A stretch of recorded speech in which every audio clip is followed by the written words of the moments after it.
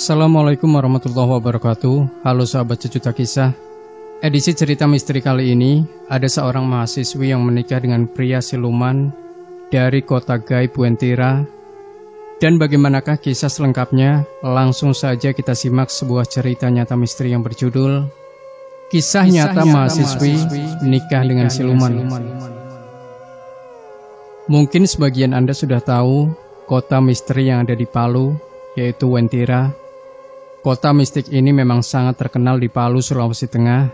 Sudah begitu banyak cerita tentang misterinya kota Wentira karena banyak warga yang mengakui bahwa mereka pernah masuk ke alam lain, alam siluman di kota Wentira ini.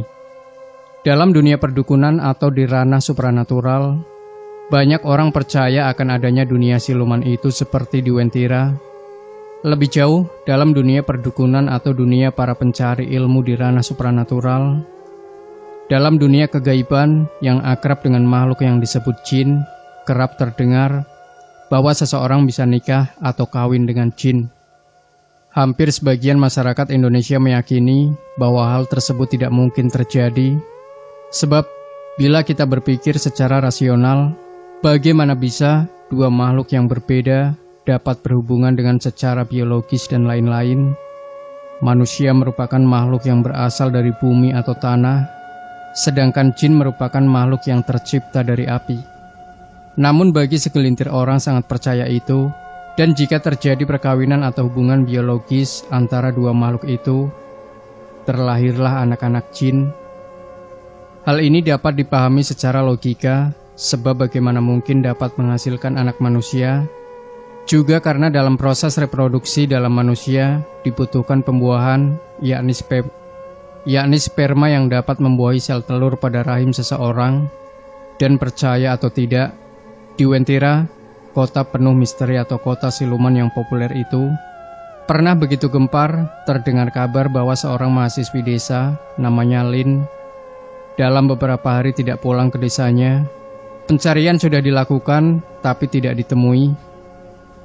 Dan setelah diketemukan, sikap Lin kerap terasa aneh dan tidak seperti biasanya. Tidak seperti Lin yang sebelumnya. Ternyata menurut pengakuan Lin sendiri, dirinya sudah bersuamikan dengan seorang penghuni kota siluman Wentira.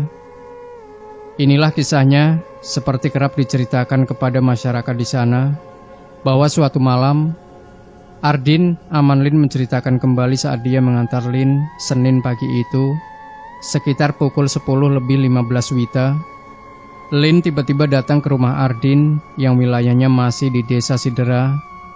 Jarak rumah mereka sekitar 100 meter. Mulanya Lin minta tolong diantar ke Palu, bukan ke Wentira. Bergegaslah mereka pagi itu dari Sidera menuju Palu, yang dipakai berboncengan sepeda motor metik milik Lin, sebab kondisi motor Ardin agak kurang normal. Baru beberapa menit di perjalanan, tiba-tiba Lin meminta sang paman supaya mengantarnya ke Wentira saja. Tidak jadi singgah di Palu. Begitu mendengar kata Wentira, perasaan Ardin mulai tidak enak. Dia pun menanyakan ada urusan apa di sana. Ardi pun tidak mau nanya lagi, karena kalau ditanya biasanya Lin marah-marah lantaran kesal. Maka Ardin pun nurut saja, supaya tidak mau terjadi adu mulut. Ardin nurut saja, sepeda motor pun dipacunya menuju Palu, berjarak kurang lebih 10 km. Tiba di Palu sempat singgah isi BBM di SPBU Jalan Sisinga Mangaraja. Tangki motor diisi full, setelah selesai, Lin langsung meraih setir motor. Mereka bergantian saling bonceng menuju Wentira.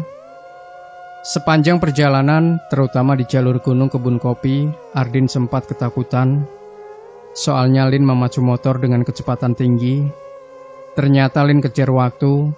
Jam 11 tepat sudah harus sampai di lokasi Wentira. Tidak boleh telat. Mungkin sudah ada perjanjian waktu antara Lin dengan suaminya sang siluman. Sesampainya di Wentira, Lin mengajaknya lagi bercakap-cakap ringan. Karena sepanjang jalan, mulai dari SPBU Sisinga Mangaraja sampai di tujuan, Lin tak satu kata pun bicara.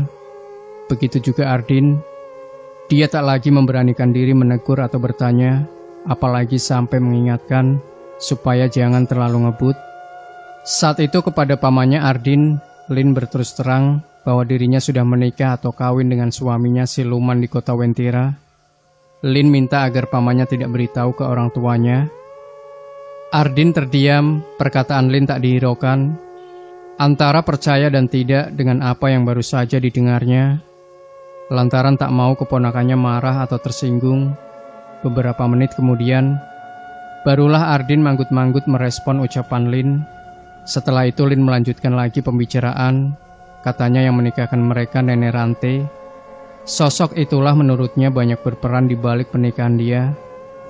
Sekadar diketahui di dunia lain, tanah Kaili di Sulteng, nama Nenek Rante lebih dikenal dengan sebutan Manggerente. Nenek Rante lebih dikenal dengan sebutan Manggerante. Fotonya banyak beredar di masyarakat dengan ciri mulutnya mengeluarkan asap. Mungkin karena terpaut usia yang cukup jauh, sehingga Lin menyebut Manggerante dengan panggilan nenek. Sebelum balik lagi ke Sidera, remaja berjilbab ini sempat menanggalkan aksesoris cincin dan kalung yang dipakainya, lalu diberikan kepada Ardin. Tersisa sendal dan baju yang melekat di badan. Kemudian dia berpesan supaya kepergian ke Wentira jangan diberitahu ke ayah dan ibunya. Setelah menghidupkan mesin motor dan beranjak pergi, Ardin sempat menoleh ke arah Lin. Dia melihat Lin menuju Tengah Semen, lokasi yang disebut-sebut pintu gaib alam Wentira. Sepanjang perjalanan, Ardin tak habis pikir dengan apa yang dialami Lin.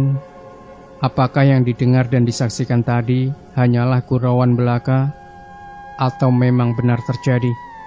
Ternyata Lin pun berkata bahwa suatu waktu dirinya akan tinggal menetap di Wentira, kota siluman itu.